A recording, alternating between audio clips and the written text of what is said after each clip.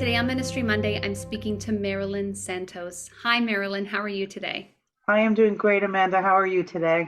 I'm doing really well. Thank you for chatting with us on Ministry Monday. Well, thanks for the invitation. It's always fun to talk about the things that we're doing at the Bishops' Conference that are fun. Yeah, I agree. And actually, that's a great place to start. For those who may not know who you are and what you do with the USCCB, would you mind just sharing a little bit about yourself? Sure. My name is Marilyn Santos, and I currently serve as the Associate Director of the Secretariat for Evangelization and Catechesis at the United States Conference of Catholic Bishops. Great. How long have you been there? I've been there, I believe over the summer, I began my fifth year. Okay, great. That's great. And so we're talking with you today, especially because of the Eucharistic revival and the musical competition that's going to be happening there. So, again, let's kind of build a framework around this. The Eucharistic revival. If someone's listening and doesn't know what it is and what it entails, what is it? Sure. The National Eucharistic Revival is what we're envisioning as a movement. It's a multi-year initiative that is being sponsored by all the bishops of the United States. And a very simple way of putting it is what we're seeking to do is to inspire and then prepare all the people of God to continue moving forward as they're continually formed, healed, converted, and united, and then sent out as missionaries to a world that we know is hungry and sometimes hurting for a renewed encounter with the Lord in the Eucharist, which, as Roman Catholics, we very much are privileged that it is a source and summit of our Catholic faith. So, like I said, this is a movement.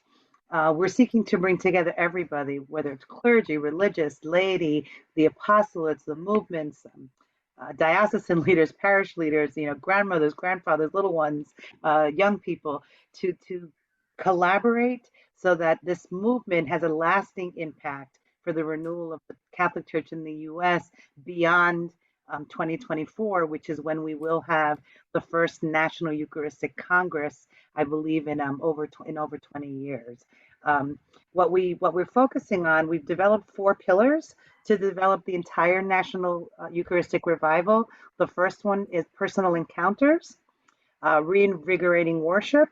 Thirdly, deepening formation. And then fourth, missionary sending. You mentioned too that there's going to be a Eucharistic Congress in 2024. Where is that taking place and what would be expected for something like that? Sure, it is taking place in the Archdiocese of Indianapolis, right there, right in the heart of Indy. We are envisioning no less than 80,000, and right now we have capacity for 100,000 faithful to show up.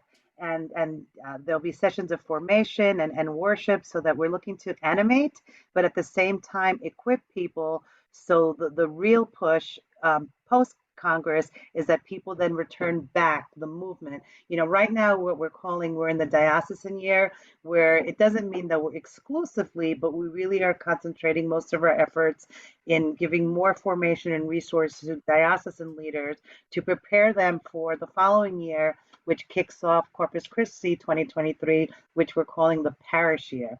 And then that is the year where we're really going to work within parishes in small groups, again, for formation and encounters, all leading up to this pilgrimage, whether it's a physical pilgrimage or a spiritual pilgrimage or a pilgrimage of the mind towards this Congress, which is being formed. For those of you who are familiar with World Youth Days, if you ever had the opportunity to partake in one of those, the schedule is going to be modeled after World Youth Day. And what that means is that once a day, they will be plenaries where all the pilgrims will be doing and listening to the same thing.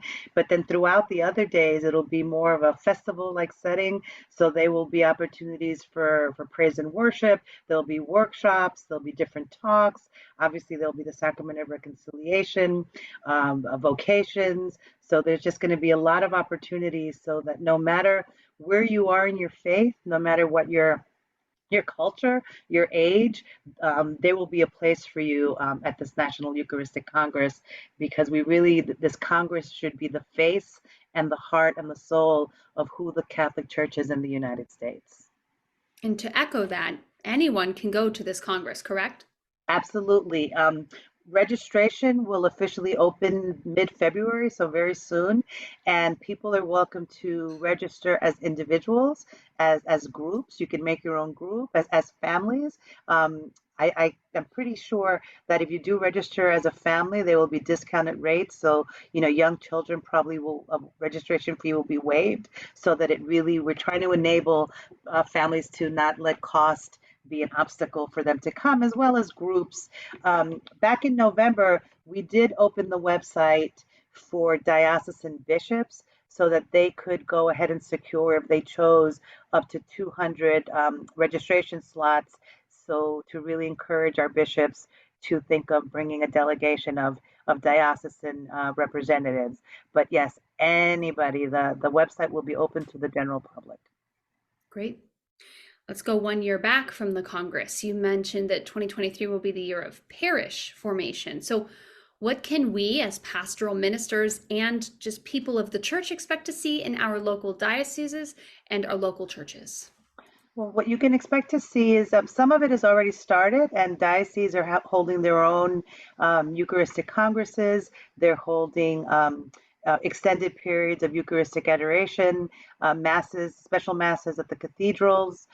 But at the parish year, what we can expect is we want small groups, really small faith communities to begin to gather for further study and prayer as to what it means to be a Eucharistic people. How do we live both those horizontal and vertical as, aspects of our life, of how we're called to live out our faith, and then to begin the missionary efforts as well. So as I ground myself and as my own personal encounter, my own knowledge deepens, now I'm ready to share. Now I'm ready to invite others in my parish. And when I'm saying the word parish now, I mean beyond the physical building. How do we start reaching out and let people know of this incredible gift that we have in the Lord, in the Eucharist? What's also going to be happening that year is going to be the kickoff of a national pilgrimage. And what that entails is that simultaneously on the same day, from 4 different corners of the country, a walking pilgrimage is going to begin, and which will then meet in Indianapolis on the same day in 2024 for the Congress. And along the route, as these things happen, it's being planned right now. So different things, but there'll be obviously Mass will be the main thing, but there'll be an opportunity along the route for whether it's a praise and worship concert or workshops or speakers. We have a whole staff of Eucharistic preachers who are eager to get involved in this. And another thing, which is really beautiful about this pilgrimage, it'll be about bringing Christ to others. So in the planning, there will be very significant stops along the way, whether it's at a jail, at the border, all these different places where we know people are in need for that healing that only the Lord can bring in the Eucharist. So the pilgrimage will be not just a very public witness of who we are and what we believe, but a very public way of bringing the Lord to people who, for circumstances sometimes beyond their control, would not have the opportunity for that encounter. Wow, that's wonderful. That's wonderful. And so I know this is far off, and so we can also wait to hear more about this. But the national pilgrimage, will that information be available on the USCCB website, or where will it be? All this information will be available on the official eucharisticrevival.org website. So it's Great. eucharisticrevival.org, and all that information will be on there. And then through that website, you can also click to the National Eucharistic Congress website, and a lot of information will be on there, not just about the Congress, but about the pilgrimage itself. Okay, great. And I'll put that link in the show notes of this episode too, if you're listening. So we can also put that there. All right, great. So let's talk a little bit more about the music side of things. So, of course, this is a podcast for music ministry and liturgy, which is, of course, part of the reason why I asked to speak with you today. So the National Eucharistic Revival is sponsoring a hymn contest. So first off, how was that brought to fruition? Like, where did that idea come from? Sure. We're sponsoring this musical competition because, as I'm sure you, Amanda, and certainly your listeners would agree with me, is the mystery that is the Eucharist in many ways is expressed other than music, it is particularly poignantly, it's through that beauty of poetry and music, that mystery of the Eucharist that sometimes is so hard to put into simple words. We can capture that. It's one of the transcendence, right? Which is music that sometimes even transcends language. I know personally in my home parish, I'm very blessed that I'm in a very intercultural parish. So every Sunday, the music, the liturgical music, is multilingual. And even when it's like this Sunday, we had a hymn that was in Vietnamese. So where I don't speak Vietnamese, but I could still enter into the mystery because there's just something about music that transcends everything. So our committees, especially our bishops in our committee, when we're developing plans, this was almost what I would call a no-brainer, that this would be a beautiful way to really bring people together. And it's another tool that the church has given us and the Lord has given us, the gift of music to really fulfill our vision of sharing this message of the Eucharist. So we're inviting, whether you're an amateur, a professional, any all composers, songwriters, to really help us enhance these revival efforts with the gift of music. And then very exciting, which is why we decided to launch it this year, is that the winning entries, because it's a two-pronged contest. There will be a winner for the official hymn song, and then there will be a winner for the official liturgical hymn of the entire National Eucharistic Revival.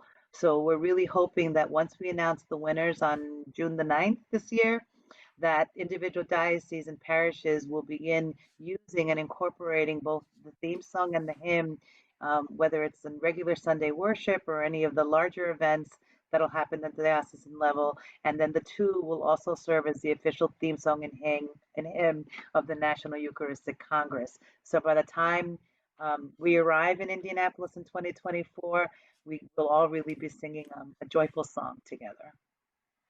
That's great. I want to talk a couple more specifics about the competition in particular.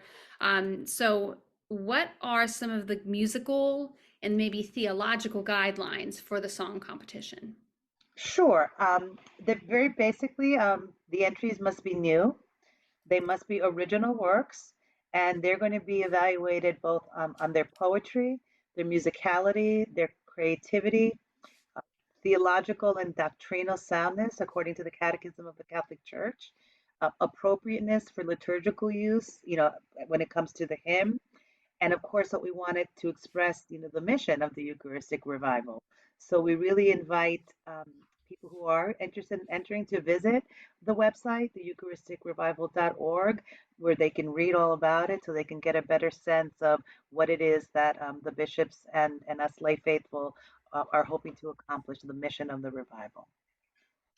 It, is there any specific language that it should be in? No, it is open to be multilingual.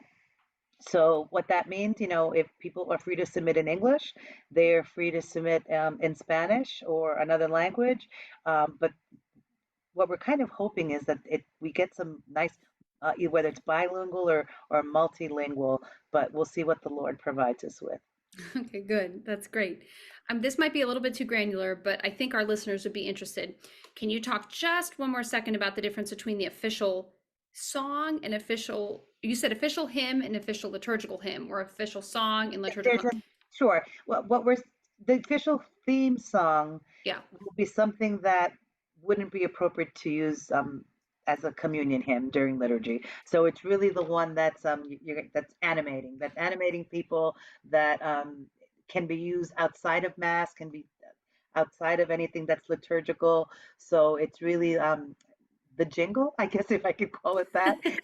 you know, so it's really something that during praise and worship, or just somebody, it's something that'll be very catchy. Again, I used to teach many years ago. I'm not a musician, but I was a teacher, and I know that a lot of times when I wanted my students to really understand some concepts and really both in their heart and in their head, I would use music, because again, there's something about music. So the theme song is a way of people really understanding what the mission of the revival is, as opposed to the liturgical hymn. that is something that will be appropriate for use at communion. Okay, great, great. So there are, of course, this is a podcast that originates from the National Association of Pastoral Musicians. And so I wanted to ask, what is NPM's role in the Eucharistic Revival Hymn Competition? Well, Amanda, I'm glad that you asked. We're very, very pleased that NPM has agreed to serve, to offer one of the staff people or one of the members of NPM to serve as one of our judges on the judging panel. That's So we're wonderful. That's really excited about that.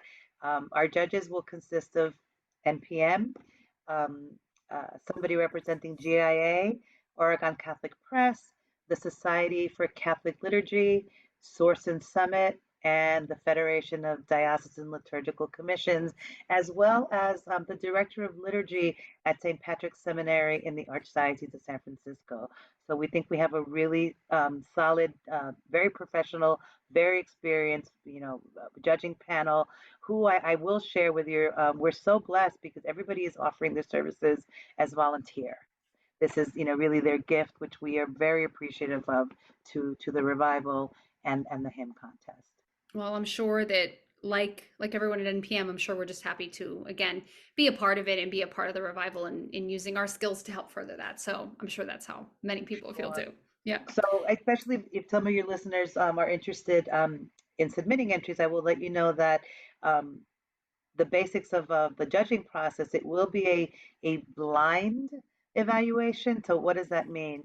Is as people submit their entries, the names will be removed or anything that could identify who the person is or who it is that they represent, so that the music will truly be evaluated on the content, and so the judges won't know who and what really until the very end and they choose the winners. So the process will be the initial entries will be evaluated on them submitting words and lyrics. And then after a couple of rounds, we actually will be bringing all the judges here to DC for a couple of days. And the last rounds will be, we will bring in a local choir and some local musicians so that the last round of judging will be based on actually hearing the songs played and sung. Well, that's great to hear. Is the song also open, or would it be a benefit to the song if certain instrumentation were used? So, for example, adding guitar or organ only, or instruments like strings, or like, is there any type of instrumentation we need to be aware of that would actually work, maybe in its benefit or detriment? No, we are really open. We have not issued any criteria as far as instrumentation. What you will see, and when people download the entry form does have all of the specific criteria as far as how they need to submit it. But I do know that we're not insisting on any particular instrumentation. Okay, So great. we don't want to hinder people's creativity. Okay, great. Other than the song being released, which we'll talk about in one more second, what is the prize of winning either the theme song or the liturgical hymn? Sure. Each one will have a cash prize of $2,500. And you mentioned that the song will be released. How will it be released per se? Will it be advertised to all the bishops and dioceses of the US with encouragement to use it? Like, what's it going to look like in terms of releasing? All right. Well, yes, what you just said, but we're also we are looking to officially publish it. So when we get there, we will have some conversations with some of our music publishers and people who are interested in actually producing and being the official publishers of the song. And maybe it'll be more than one. Again, we will get there, and I think we're really going to allow space for the judges to make some of those more informed decisions. But yes, but we definitely will be sharing it, wide and far, particularly with our bishops, letting them know that here they are, and really encouraging them to use the songs in their own gatherings. And Great. and we'll be using social media, obviously in the same way that we had a press release announcing the contest, we will have press releases along the way. And on June 9th, when the winner is announced, it will be via a mass press release that goes out Perfect. to all the different venues. Okay, so you talked about how the winner will be announced, the winners will be announced on June 9th, but what is the deadline for submission for the competition? The deadline is April 21st of this year. Okay, great. And like you said, the guidelines for submission, meaning how to submit the song itself, will be on the website, correct? It's all on the website with additional requirements. It differentiates the guidelines for the hymn as opposed to the theme song. So Okay. it's all spelled out. I mean, the meter that it should be in, that the meter should be clearly indicated. So really, all the information's there. And if people have questions, there is an email there that people are free to reach out to us if they do have any clarifying questions. Great. And again, listeners, I'll put that in the show notes of this episode as well, if you're interested. Okay, good. All right. Marilyn, is there anything else that I missed or anything else you want our listeners to know about not just the competition, but the Eucharistic revival overall? It's uh, I'm going to give you a personal anecdote, and this is what I'm hoping for everybody. Okay. Um, as a what they call a cradle Catholic, it's been my belief.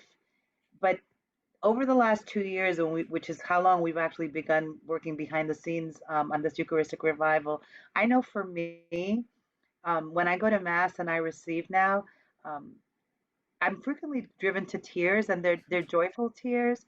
And so I think our hopes for all of us is that because through this revival, everybody is called to sometimes for the first time or sometimes recall the specialness of that moment and to really feel close to the Lord.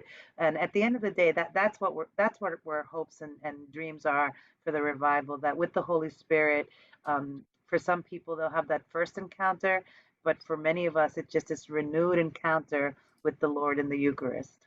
That is my hope and prayer as well.